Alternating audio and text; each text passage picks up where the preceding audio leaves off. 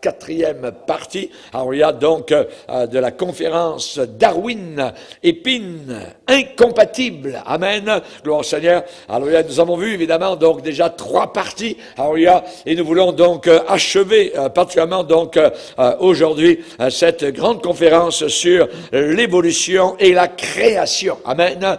Évidemment, je dirais le contraire de l'évolution dans ce sens-là, c'est la création. Nous avons vu donc différents thèmes. Au commencement, Dieu créa les cieux et la terre. Ensuite, on a vu en deuxième l'évolution et la Bible. Et ensuite, nous avons vu que nous ne descendons absolument pas d'un singe. Amen. Nous ne voulons pas insulter, je dirais, les singes en leur disant que l'homme descend évidemment donc de eux. Amen.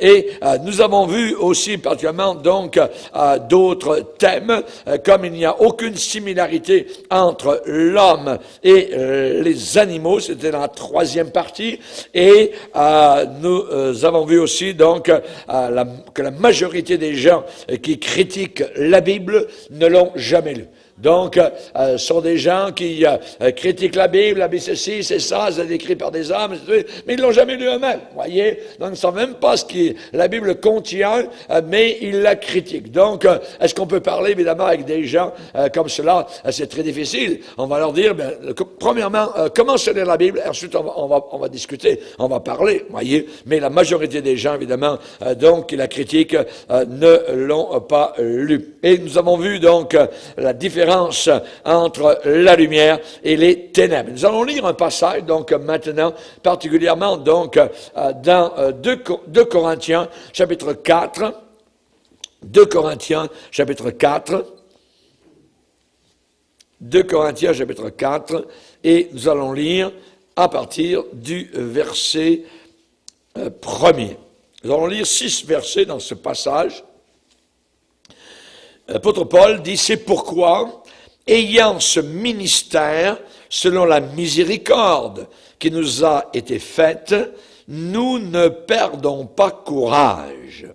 Nous rejetons les choses honteuses qui se font en secret.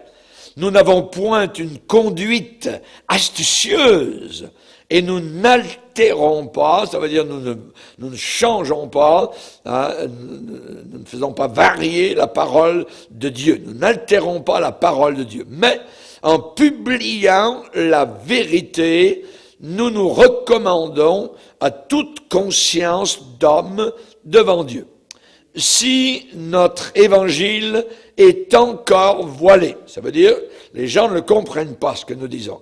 Si notre évangile est encore voilé, il est voilé pour ceux qui périssent, pour les incrédules dont le Dieu de ce siècle, donc avec un petit d minuscule, le Dieu de ce siècle, évidemment c'est le diable, dont le Dieu de ce siècle a aveuglé l'intelligence, afin qu'il ne voie pas briller la splendeur de l'évangile de la gloire de Christ, qui est l'image de Dieu. Nous ne nous prêchons pas nous-mêmes. Hein? C'est pas, moi je prêche pas Raymond Bourget, voyez, non. Nous ne nous prêchons pas nous-mêmes. C'est Jésus-Christ, le Seigneur, que nous prêchons. Et nous nous disons vos serviteurs à cause de Jésus. Et le verset 6 qui nous intéresse aujourd'hui, car Dieu qui a dit, qu'est-ce qu'il a dit Dieu? La lumière brillera du sein des ténèbres, eh bien, il a fait briller la lumière dans nos cœurs pour faire resplendir la connaissance de la gloire de Dieu sur la face de Christ. Amen. Seigneur, nous voulons te bénir dans cette partie 4e de la conférence sur Darwin et son mensonge. Nous te demandons particulièrement, Seigneur, de bénir nos réflexions. Tu as dit, Seigneur, dans la Bible, celui qui réfléchit sur les choses trouve le bonheur. Nous te prions qu'au travers de l'étude de ta parole, nous découvrions cette paix, cette joie, la vérité absolue et totale. Nous te demandons, Seigneur, de nous aider par la puissance merveilleuse du Saint-Esprit, dans le nom de ton Fils Jésus. Amen. Et tout le peuple dit Amen. Amen. Gloire à Dieu. Particulièrement, donc, Dieu, dans Ésaïe 45, déclare « Je forme la lumière ». Nous avons vu, particulièrement donc à la fin de la troisième partie, comment Dieu avait créé la lumière le premier jour, mais qu'il avait créé le soleil le quatrième. Et nous avons évidemment donc réconcilié ces deux choses, et c'est là évidemment où les gens qui ne comprennent pas disent la Bible se contredit, ainsi de suite, donc, et on la ferme. La Bible ne se contredit pas. Dieu a créé la lumière le premier jour, et il a créé le soleil le quatrième jour. Il a créé la planète le quatrième jour, et il a enveloppé le quatrième jour, cette planète de la lumière qu'il avait créée le premier jour. Amen. Gloire au Seigneur. Et nous croyons cela par la foi. C'est pas plus compliqué que cela. Car Dieu qui a dit, la lumière brillera du sein des ténèbres, il a fait briller cette lumière en même temps dans nos cœurs. Nous avons une lumière. Jésus dit, il va plus loin que cela, Jésus va jusqu'à dire, vous êtes la lumière du monde. Amen. Alors, gloire au Seigneur. Donc, nous pouvons éclairer les gens par la parole, le message que nous leur apportons. Amen. Gloire au Seigneur. Car Dieu qui a dit la lumière brillera du sein des ténèbres a fait briller la lumière dans nos cœurs. Quelqu'un qui est sauvé véritablement, la lumière brille dans son cœur. Quelqu'un qui est simplement religieux, il est religieux mais la lumière n'est pas là. Il faut qu'il soit allumé, plugué, branché sur la source de vérité qui est la parole divine, la parole donc de Dieu. Quand Dieu a séparé la lumière d'avec les ténèbres, il a appelé la lumière jour. Et raison pour laquelle dans le Nouveau Testament, Paul va dire, vous les enfants de Dieu, vous êtes du jour. Et nous ne sommes pas de la nuit. Amen. Donc, c'est Dieu qui a appelé la lumière jour et il a appelé les ténèbres nuit. Et ici, dans ce verset de Genèse, premier chapitre, eh bien, nous avons le début, le commencement du jour et de la nuit. Et cela, évidemment, a une application profonde. Dans le psaume 119, le verset 20, il est dit, verset 130, la révélation de ta parole. La version anglaise dit l'entrée de ta parole. Donc la parole qui entre dans un cœur, la parole qui pénètre un cœur, l'entrée de ta parole éclaire. Psaume 119, verset 130. Éclaire. Ça veut dire, donne de la lumière. Elle donne de l'intelligence au simple. Elle donne de la compréhension au simple. Et quelle joie n'avons-nous pas lorsque nous, chrétiens, avons de nouvelles révélations sur notre salut, sur Jésus-Christ, sur la personne merveilleuse du Père, et ainsi de suite. Donc, on est comme joyeux. Hein? La parole de Dieu donne de l'intelligence au simple. L'entrée de ta parole, la révélation de ta parole donne de la lumière. Donne de l'éclaircissement, voyez, éclaire. Et par nature, eh bien, je dirais par notre nature humaine, nous sommes des enfants de ténèbres. De par notre nature, voyez, la façon avec laquelle nous sommes entrés dans ce monde. Nous sommes, de par nature, des enfants de ténèbres.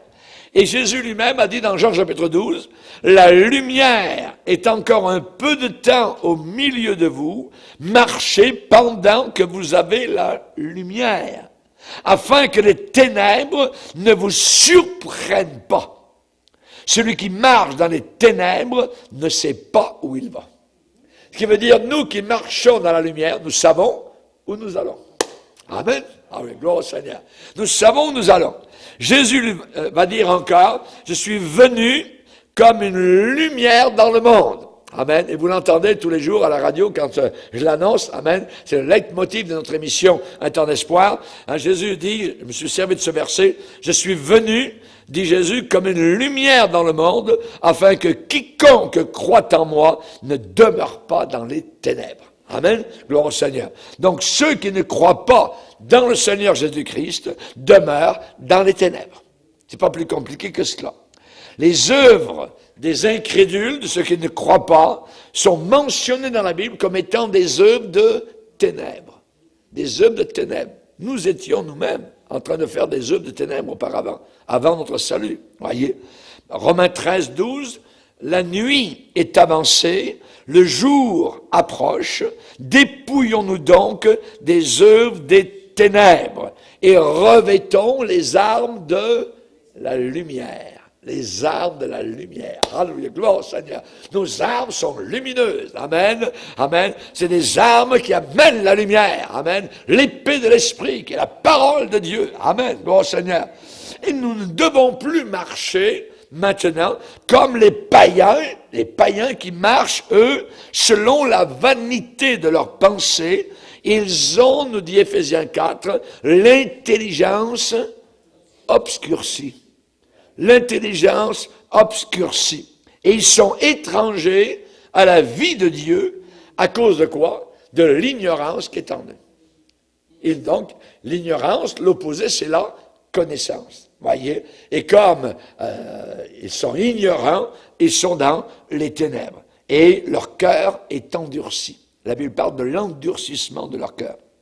Les croyants, nous les croyants, auparavant, avant d'être sauvés, eh bien, nous étions ténèbres. C'est ce que nous étions. Et Paul va le dire dans Éphésiens 5:8. Autrefois, vous étiez ténèbres, maintenant, vous êtes lumière. Amen. Dans le Seigneur. Alors, que faire? Marchez, conduisez-vous comme des enfants de lumière. Et non plus comme auparavant, nous étions des enfants de ténèbres. Colossiens 1er chapitre nous dit que nous avons été délivrés de la puissance des ténèbres. Et nous avons été transportés dans le royaume du Fils de son amour. Nous y sommes déjà maintenant. Non pas d'une façon visible, mais nous le serons un jour. Mais nous y sommes déjà. Ce que nous ressentons, ce que nous vivons, nous le vivrons, je dirais, à 1000 fois plus, je dirais. Mais nous avons actuellement les arts de l'esprit. Nous goûtons simplement, je dirais, le plat, je dirais, éternel, qui sera notre possession quand nous le verrons tel qu'il est dans la gloire éternelle. Amen.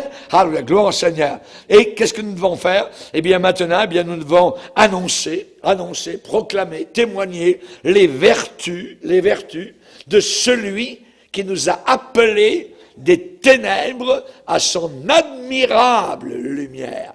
Une lumière digne d'admiration. Amen. Gloire au Seigneur. Et je me demande parfois si nous réfléchissons ou si nous réalisons vraiment combien les ténèbres sont grandes sur ceux qui nous entourent et qui ne croient pas dans l'évangile du Seigneur Jésus. Voyez, il y a tant, je dirais, tellement de chères personnes qui autour de nous sont endurcies, sont dans l'obscurité, donc ils ont l'intelligence obscurcie, ils ont été aveuglés par le Dieu de ce siècle. Amen. Et c'est une affaire très, très sérieuse. C'est une affaire très, très sérieuse que de laisser Jésus-Christ en dehors, évidemment, de leur vie. Imaginez, voyez.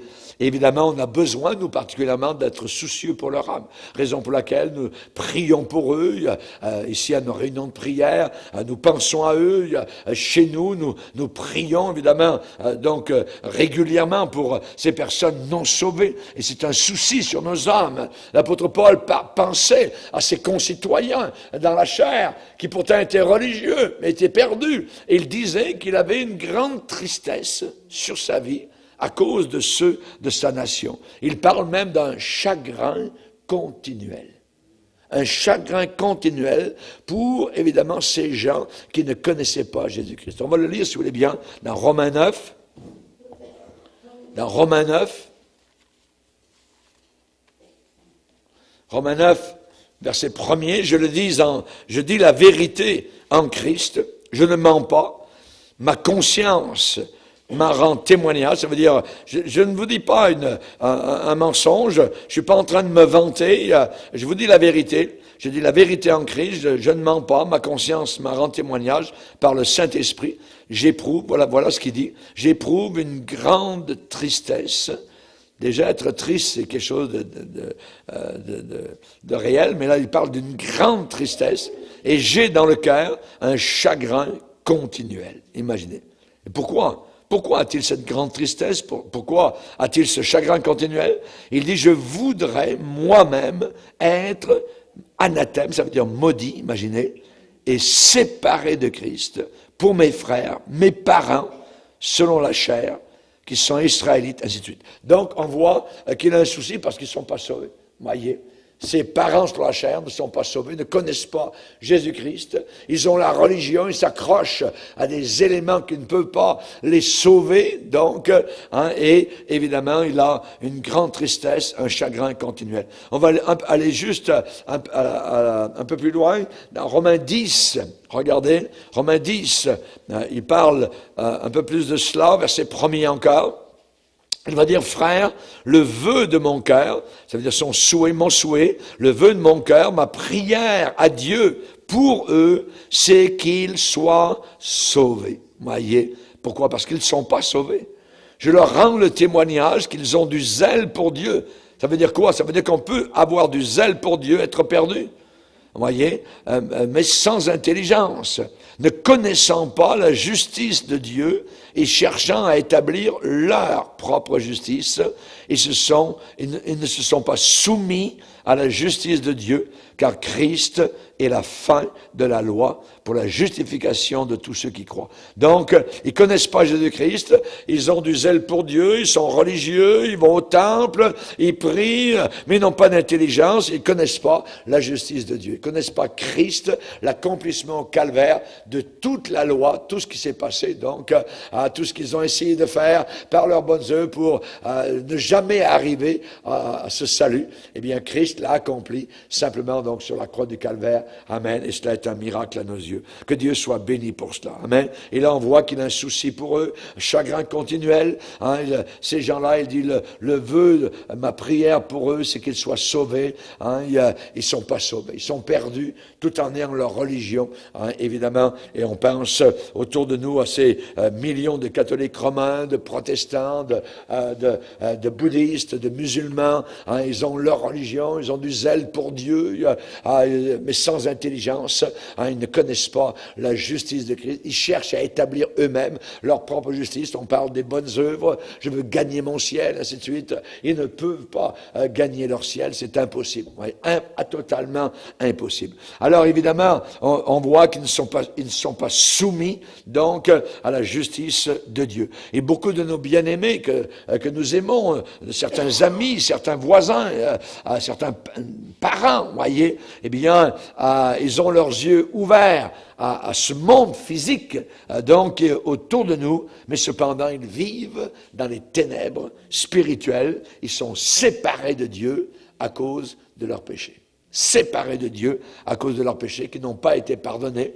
Ils peuvent les dire à un prêtre, à un curé, ainsi de suite, mais aucun homme ne peut pardonner les péchés. Il n'y a que Jésus-Christ. C'est à Jésus qu'il faut dire ici-bas sur la terre, « Aie pitié, Seigneur », avant de dire pour l'éternité en enfer, « Aie pitié », mais ça ne servira plus à rien. Voyez. Donc, on sait qu'il y a un homme dans Luc 16, et c'est ça qu'il a dit, « Aie pitié, je souffre cruellement de cette flamme », mais c'était sur la terre qu'il aurait dû le dire, et il ne l'a pas dit. Voyez, il n'a pas voulu donc se repentir sur la terre.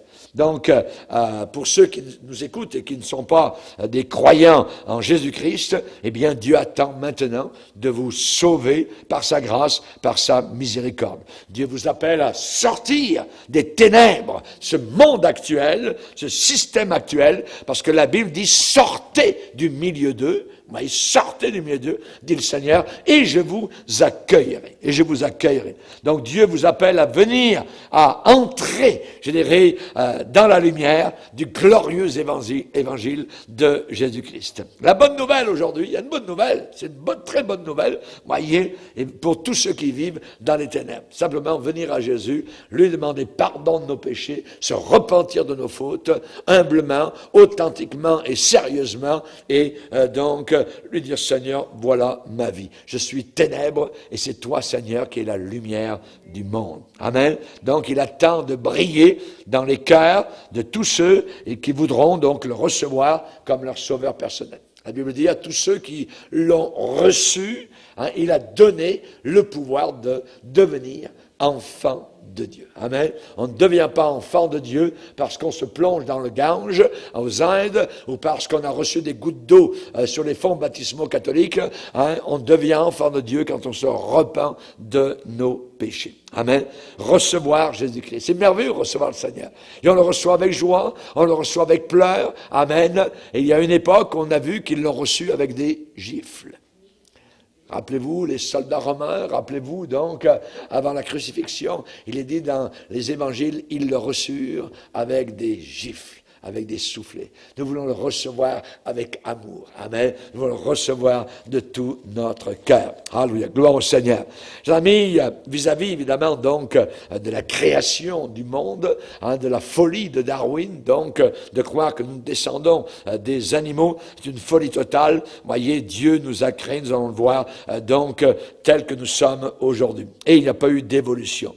Il y a un incroyant, un incrédule un jour, qui était père de famille, et il était très troublé dans ses pensées à cause de sa petite fille Nelly.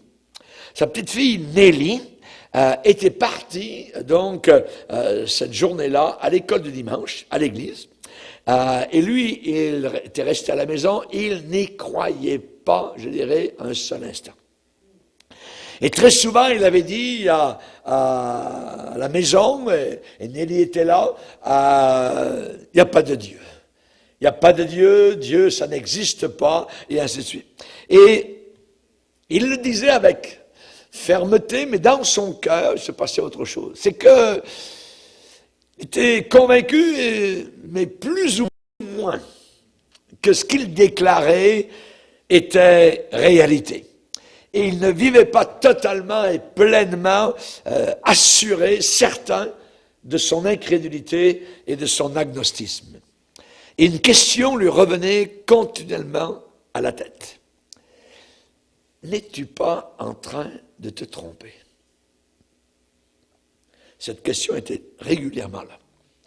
Alors, pour imprimer, je dirais, d'une certaine manière, pour, je dirais, enfoncer le clou, pour bien planter plus profondément son infidélité et son incrédulité dans son esprit et s'en convaincre, alors il a écrit sur quelques cartes « Dieu n'est nulle part ».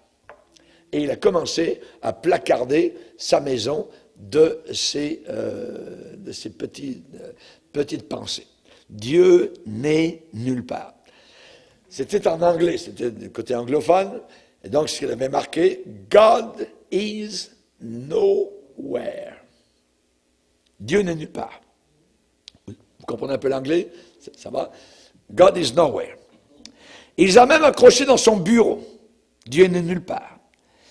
Quand Nelly, sa petite fille, est revenue de l'école du dimanche, cette journée-là, la petite Nelly était toute contente. « Papa, c'est merveilleux, on nous a parlé du Seigneur à l'église, tout ça, l'école du dimanche, tout ça. » Et elle a montré à son papa, donc, quelques versets de la Bible qu'elle apprenait par cœur.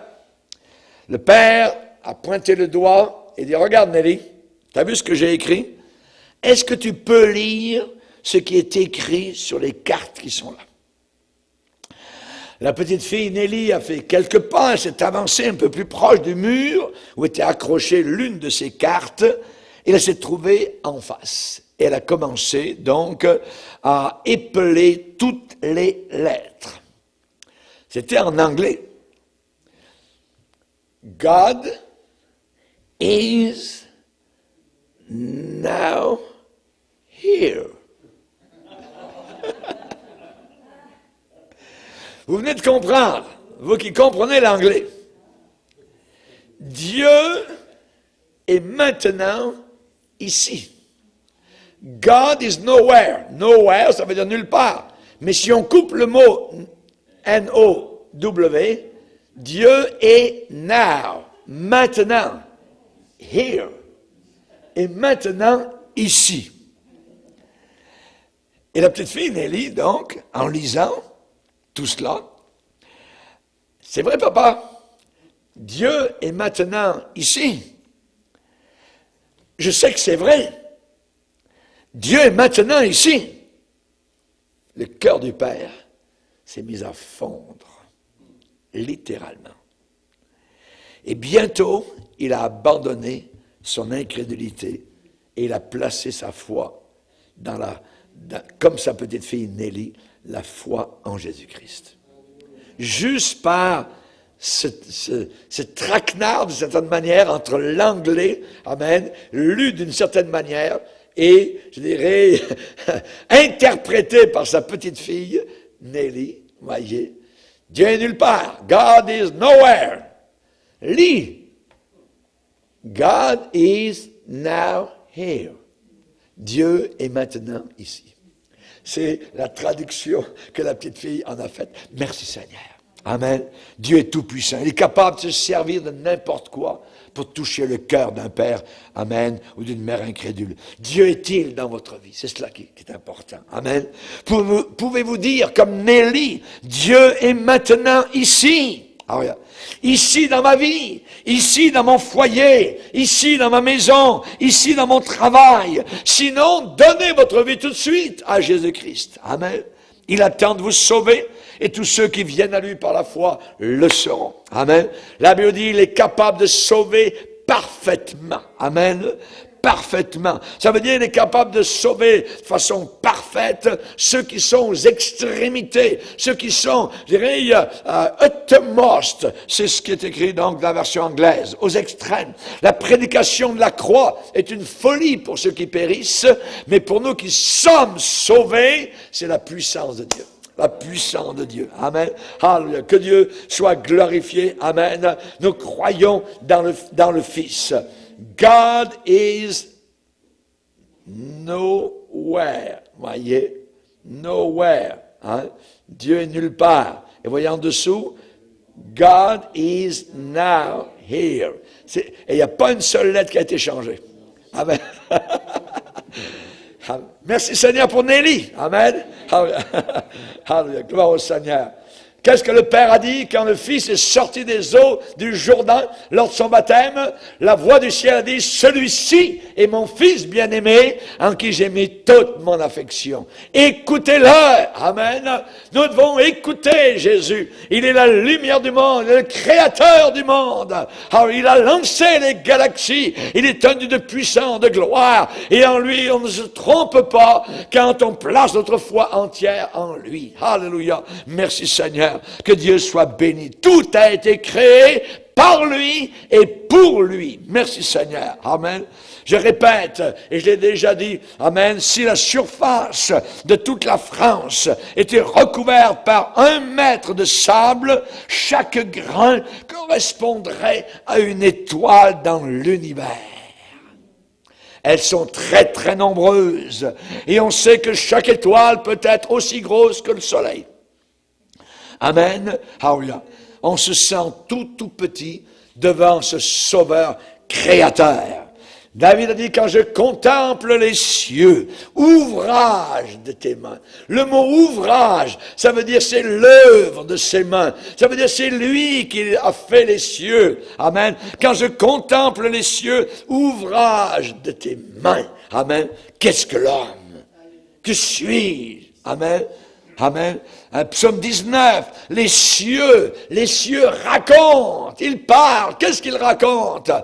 Les cieux racontent la gloire de Dieu. Et l'étendue, eh bien l'étendue manifeste l'œuvre de ses mains. L'œuvre de ses mains, encore là le mot œuvre, le mot création. Vous savez la théorie du Big Bang, amen. La théorie du Big Bang, il faut beaucoup de foi pour croire une bêtise semblable. Il faut beaucoup de foi, voyez, pour croire que au moment que j'appellerai du point zéro, il y a eu une gigantesque masse de matière en fusion, c'est ce qu'ils disent, qui se trouvait quelque part dans l'infini, qui a explosé en des milliards de fragments qui ont été projetés dans le vide sidéral pour former, par hasard, des galaxies à l'intérieur desquels se sont constitués des systèmes. C'est ce qu'ils croient. Et ils attribuent cela au hasard. Au hasard, voyez. Et c'est là leur talon d'Achille. Voyez. Chers amis, on est étonné de leur foi immense dans le mensonge. On est étonné qu'ils puissent croire, le pape compris. Voyez. Vouloir expliquer que le début de la vie, la genèse de la vie, a été faite par le hasard. Le hasard. C'est à peu près comme admettre, reconnaître que lors de l'explosion d'une imprimerie, il ait pu se former un dictionnaire tout seul. C'est aussi fou que ça. Dixit, un biologiste américain, pour moi qui l'ai dit. Vous voyez. C'est comme admettre, reconnaître, vouloir expliquer le début de la vie, la genèse de la vie par le hasard, c'est ça qu'ils disent, c'est le hasard. C'est comme admettre et reconnaître que lors d'une explosion d'une imprimerie, il ait pu se former tout seul un dictionnaire. Tous les mots rangés, tout ça, par l'alphabétique, tout ça, le hasard. Le hasard, vous voyez? Et j'aimerais poser 3 questions. Premièrement, d'où provient la matière? Puisqu'ils disent qu'il y a une matière au départ, voyez? D'où provient cette matière? Deuxième question, qui est à l'origine de cette exactitude minutieuse qui fait que, par exemple, des gaz se sont mélangés dans des proportions extrêmement précises et à des températures rigoureusement exactes pour que puisse se former l'eau et l'atmosphère. Qui? Eux disent le hasard. Le dictionnaire est arrivé tout seul. Ma montre est arrivée tout seul. Personne n'a travaillé là-dedans. Bing, bang. Troisième question. Qui a réuni toutes les conditions favorables pour qu'apparaissent sur Terre des plantes, des animaux, des êtres humains et de façon multiple?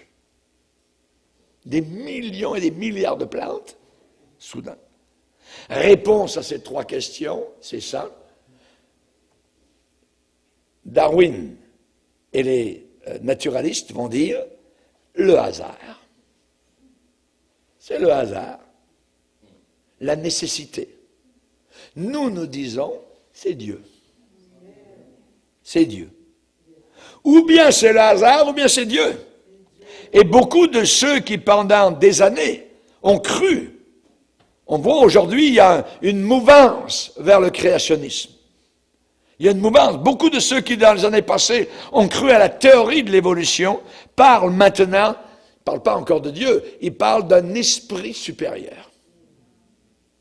Ils parlent d'un esprit supérieur qui aurait donné le départ à toute forme de vie. Ils se rapprochent progressivement de l'idée de Dieu. Voyez, le hasard, donc, commence à changer d'identité. Le hasard commence à s'appeler esprit supérieur. Voyez, le hasard devient l'esprit supérieur. Mais est-ce suffisant pour autant? Absolument pas. Donner un nom à cet esprit supérieur revient à accepter l'idée d'un Dieu créateur. Ils disent esprit supérieur, mais ils ne veulent pas reconnaître, voyez, le Dieu créateur. C'est différent de l'athéisme, mais c'est tenter d'essayer de nier l'existence de Dieu. Quand tous ceux qui disent « Oh, il y a un esprit supérieur », mais ils nient, voyez, l'existence de Dieu. C'est quand même Dieu ne leur en déplaise, qui tient les clés de la vie. Qu'est-ce que cet homme qui est sorti de l'eau au Jourdain a déclaré? Je suis le chemin, la vérité et la vie. C'est lui le Créateur. C'est lui l'origine de la vie. Lui étant distancé, étant créateur de sa création. Je suis le chemin, la vérité et la vie. Le hasard ne fait jamais les choses aussi bien que nous les voyons autour de nous. Amen. Alors nous allons voir maintenant la création de l'homme. La création de l'homme.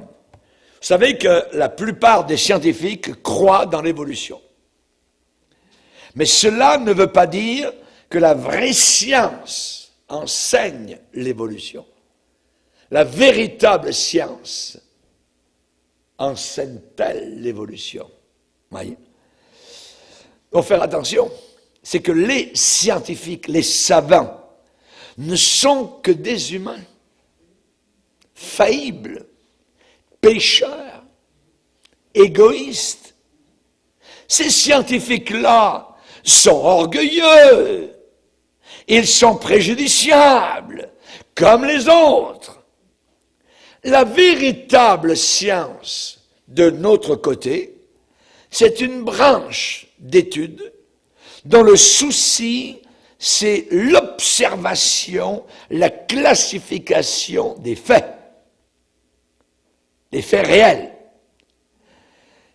Et cette connaissance, c'est différent des théories, des opinions, des croyances, je crois que, ou des philosophies. La véritable science, c'est une connaissance factuelle, actuelle, vérifiée et réelle. Il est vrai que la plupart des savants, des scientifiques, rejettent le christianisme biblique. On sait que, avec eux, les juges, les avocats, les hommes de loi, des médecins, tout ça, vous voyez, le font, rejettent le christianisme biblique. Vous savez, non pas à cause de la connaissance scientifique, de leur formation scientifique, ou à cause de leur entraînement scientifique. C'est pas à cause de ça qu'ils rejettent le Dieu créateur. C'est à cause simplement de leur nature déchue. Simplement à cause de leur nature pécheresse. Chers amis, ils sont comme tous les autres hommes. C'est scientifique et ils sont capables de mentir. Ils sont capables de voir les faits comme d'autres scientifiques les ont vus et sont devenus chrétiens. Donc le problème n'est pas avec ce qu'ils voient là-bas à 20 millions de kilomètres dans les airs. Le problème est plus proche dans leur cœur. C'est le cœur de ces scientifiques, le cœur de ces savants, voyez, qui est déchu, Chers amis, le rapport biblique de la création de l'homme, c'est simple, on va le lire, Genèse, 1er chapitre. L'homme naît de la poussière. Genèse, 1er chapitre, versets 26 à 31.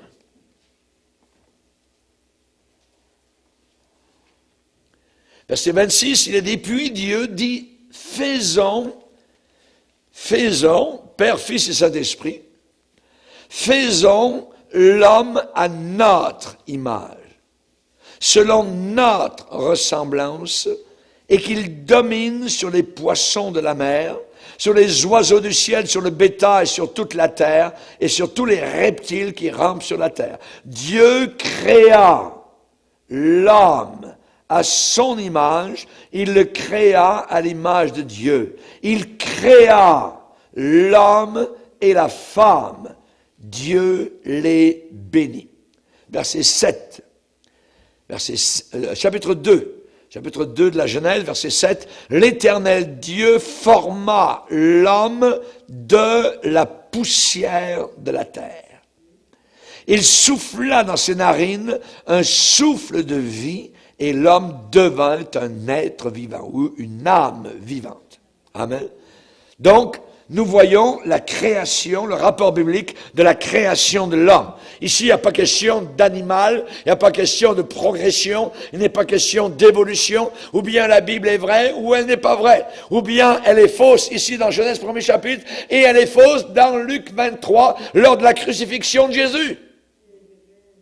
Si je crois Luc 23, la crucifixion de Jésus, je crois aussi tout le rapport de la Bible dans Genèse 1er chapitre, l'homme créé de la poussière. L'homme créé de la poussière, né de la poussière.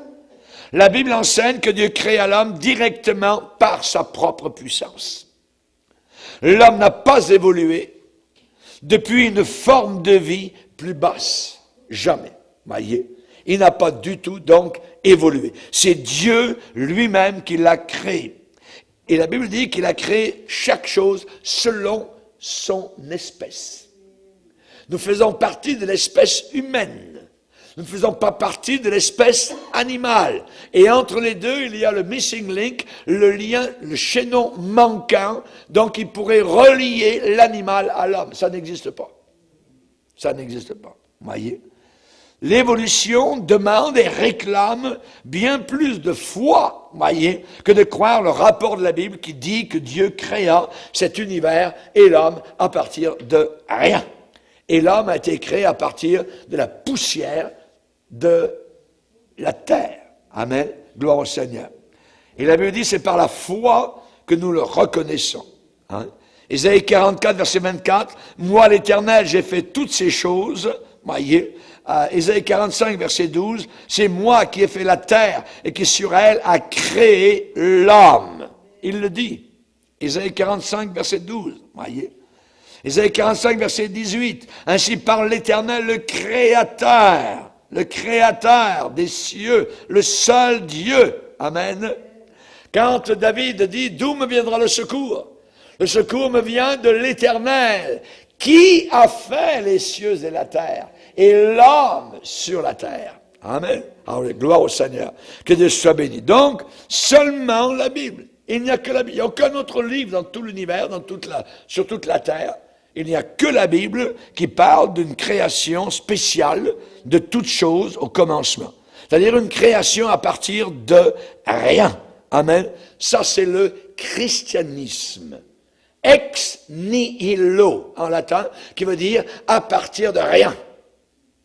Dieu a créé les Big Bang, les Big Bandistes, voyez, les grands brigands, voyez, eux, c'est à partir d'une masse de matière énorme.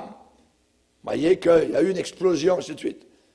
Mais d'où venait cette matière? Nous croyons qu'il n'y avait rien. Il n'y avait rien. Et Dieu a parlé. La parole de Dieu est puissante. Amen. Et cette parole a créé. Amen. Gloire au Seigneur. La terre est suspendue dans le vide. Elle est belle, elle est magnifique. Le bleu, évidemment, c'est tous les océans, amen, qui sont autour de la planète Terre. C'est quelque chose d'inimaginable que Dieu a créé au milieu de cette armée. Il appelle ça l'armée des cieux, les étoiles qui sont au-dessus. C'est inimaginable.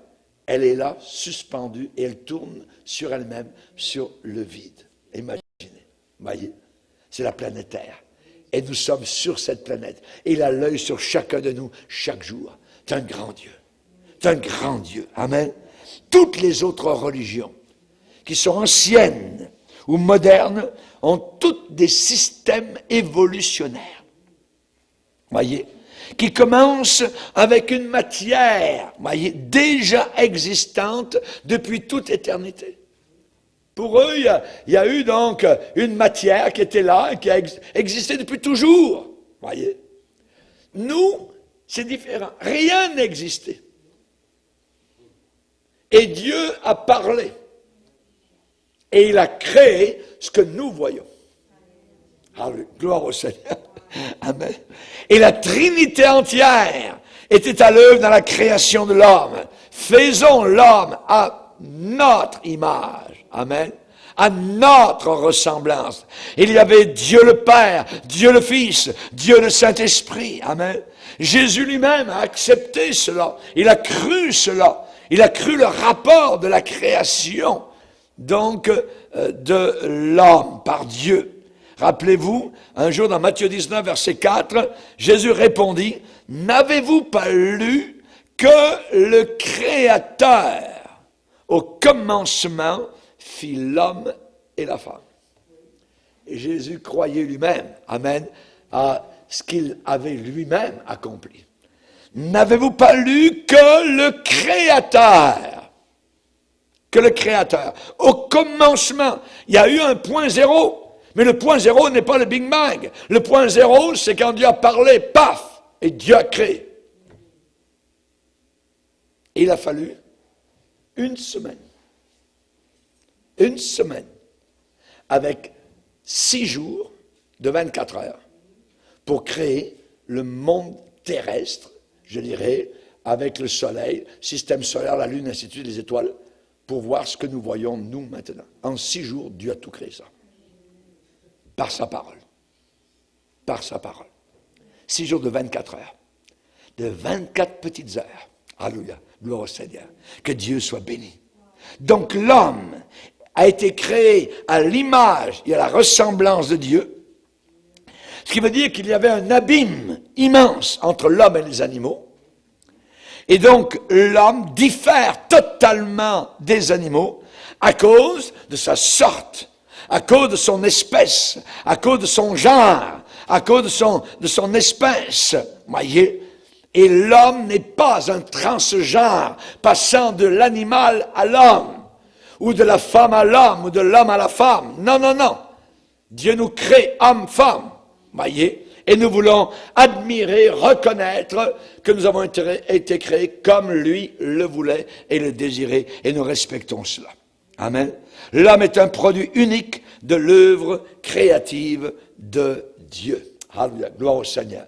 L'homme a été créé par Dieu de la poussière de la terre. Et selon Genèse, premier chapitre, l'homme arrive comme un sommet, un climax, voyez, dans l'œuvre, je dirais un pinacle, dans l'œuvre créative de Dieu. Le rapport de la Bible change de bon à très bon. Dieu a créé, il a créé le soleil, la lune, les étoiles, les plantes, les animaux, et Dieu vit que cela était bon. C'est un leitmotiv qui revient chaque journée de 24 heures où Dieu a créé. Et Dieu vit que cela était bon. Mais dans la création de l'homme, à la fin de toute la création physique et animale, quand il a créé l'homme, Dieu vit que cela était très bon. Nous sommes le sommet de la création de Dieu. Nous seuls avons été créés à l'image de Dieu. Aucun animal n'a été créé à l'image de Dieu. Nous seuls avons été créés à l'image de Dieu. Amen. L'homme, chers amis, n'est pas du tout, comme les évolutionnistes veulent nous le faire croire, un objet parmi tant d'autres, sans aucun statut particulier, naviguant dans le temps et l'espace, dans un monde où rien en soi n'a véritablement de sens ni de signification. Ça, c'est la vision du monde matérialiste qui découle de la théorie de l'évolution. Raison pour laquelle, aujourd'hui à l'hôpital, on demande une piqûre pour se tuer. Maintenant, on a le droit à mourir dignement pour descendre en enfer, imaginez. On leur donne la piqûre, le poison, ils veulent se suicider. C'est un suicide voulu et pensé. Vous voyez? C'est cela, on arrive à cela, puisque nous sommes simplement des animaux évolués. Voyez où ça les amène? Et ça les amène en enfer. Je dirais, il y a 30 secondes après qu'ils voient ce qui se passe en enfer, ils voudraient revenir directement et crier au monde entier. Voyez, se repentir de leurs péchés. Nous avons été créés par Dieu. Oui, mais c'est trop tard. Si l'évolutionnisme est vrai, l'homme, alors, n'est rien d'autre qu'un phénomène naturel parmi tant d'autres. L'homme, à ce moment-là, n'a aucun sens propre, sinon celui qu'il se forge lui-même dans un instant, je dirais, très éphémère entre sa naissance et sa mort. Si les évolutionnistes ont raison, l'homme n'a pas de statut particulier. Il est seulement une poignée de molécules, voyez, bien prétentieuses. Si l'évolution est vraie, l'homme postmoderne du 21e siècle vit dans un monde désenchanté et totalement vide de sens. Ce monde n'a aucun sens si vous ne croyez pas que vous avez été créé par Dieu et qu'un jour, vous devrez rendre compte à ce Dieu.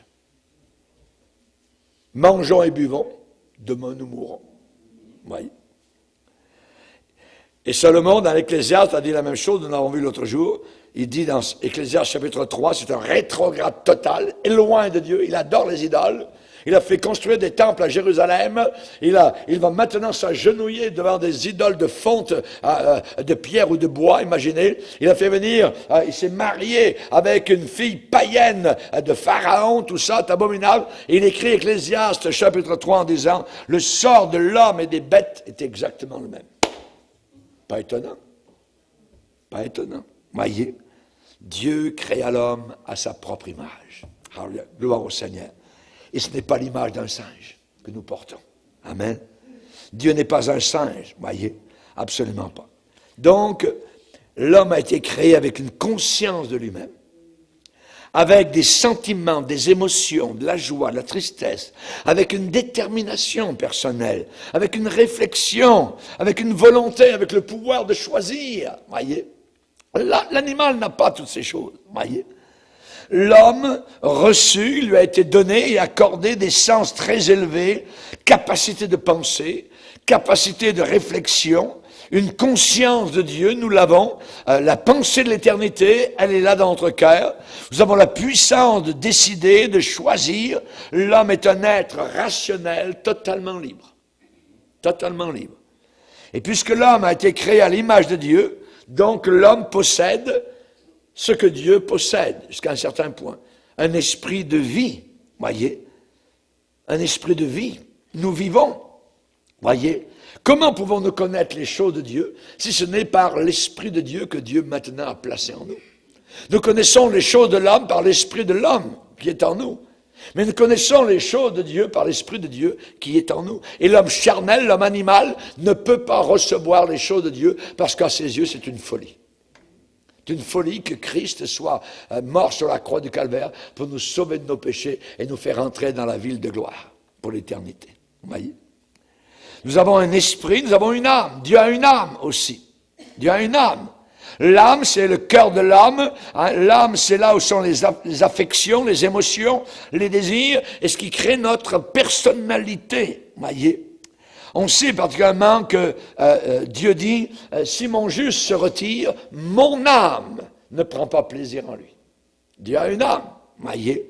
Dieu a été attristé lors du déluge, lorsqu'il a vu tout le monde entier totalement détourné donc de lui. Il a été attristé, voyez. Donc tout notre être, nous avons un esprit, nous avons une âme et nous avons un corps, voyez. Nous sommes faits à l'image de Dieu. Dieu n'a pas de corps, voyez. Mais il a un esprit et il a une âme. Et c'est uniquement la parole de Dieu qui est capable de séparer l'âme de l'esprit en nous. Amen. Gloire au Seigneur. Que Dieu soit béni. Puisque l'homme est un être rationnel libre, eh bien par ses propres choix, il est capable de posséder quelque chose de la connaissance de Dieu.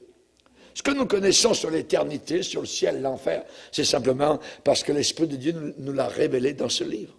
Voyez. Simplement cela. Ce n'est pas parce que le Coran nous en a parlé, ou le livre des Mormons, ou quoi que ce soit. C'est la Bible. C'est la Bible qui nous dit, qui nous parle de toutes ces choses-là. Amen. Gloire au Seigneur. Et puisque Dieu a vraiment créé le monde, donc il existe. C'est un être personnel, intelligent, réfléchi, avisé. Voyez. Et l'homme, vis-à-vis de ce Dieu, est responsable. Totalement, pleinement. Il faut que celui qui s'approche de Dieu croit que Dieu existe. Dieu existe. Je peux lui parler. Nier l'existence de Dieu ne l'enlève pas, pour autant. Voyez, un déni de Dieu ne le change pas non plus. Voyez? Nier l'existence du ciel, nier l'existence de l'enfer, nier l'existence du jugement à venir ne prouve pas que ces choses, ces lieux et ces punitions n'existent pas. Elles existent. La Bible dit, quoi? Si quelques-uns n'ont pas cru, leur incrédulité anéantira-t-elle la fidélité de Dieu? Ce que Dieu nous a dit ne sera jamais anéanti, même si eux ne croient pas. Même s'ils sont 2 milliards, voyez, toute la terre ne croyait pas. Quand il y en avait seulement 8 qui croyaient, la fidélité de Dieu était encore là. Amen. Alléluia, gloire au Seigneur. Chers amis, ce que j'aimerais vous dire en conclusion, parce qu'il faut terminer quelque part, voyez. Nous allons terminons par la conclusion. Nous allons résumer, récapitulons. Quelle déduction pouvons-nous donner à cette grande conférence sur Darwin? J'aimerais vous lire simplement ce que quelqu'un a déduit. Une lecture. Écoutez bien. Nous avons parcouru le monde à la recherche de la vérité. Et en chemin, ici et là, nous nous sommes débarrassés de ce qui était bien. Nous nous sommes débarrassés de ce qui était bon. Nous avons éliminé la vérité absolue. Et nous avons cherché la beauté sur les routes du monde antique et aux 4 coins de la terre. Depuis les pierres gravées, les colonnes sculptées, les écrits sur des parchemins, jusqu'aux champs de fleurs antiques de l'âme, sans jamais rien trouver de satisfaisant. Et fatigués et lassés de toutes nos recherches vaines et inutiles, nous avons finalement découvert et trouvé que tout ce que les sages de tous les siècles recherchaient se trouvait déjà dans le livre, la Bible, que nos mères nous lisaient sur leurs genoux. Tout est là. On peut chercher, on peut demander où est la vérité, on peut faire comme Pilate. Qu'est-ce que la vérité? La vérité, elle est dans le livre que nos mères nous lisaient sur leurs genoux lorsque nous étions enfants. C'est la vérité. C'est ce livre qui ne passera jamais. Amen. Ce livre est la vérité. Et Jésus a dit, je suis la vérité. Amen. Alléluia. Seigneur, nous sommes devant toi et nous voulons te bénir. Et nous voulons te glorifier pour ta présence et ta grâce. Et tout ce que tu nous as accordé dans ce livre merveilleux, que nous aimons, que nous chérissons, que nous serrons dans notre cœur. L'entrée de ta parole nous éclaire. Et nous te demandons de nous aider, Seigneur, à la saisir, à la sonder, à l'aimer, à la maculer de nos larmes, Seigneur, à l'ouvrir jour et nuit, Seigneur, et nous aussi, Seigneur, la lire sur nos genoux, à nos enfants et à nos petits-enfants, car c'est là qu'est le vrai, le solide, la vérité. Dans le nom de Jésus, Amen. Et tout le peuple dit, Amen. Amen. Gloire à Dieu. On va se lever, frères et sœurs.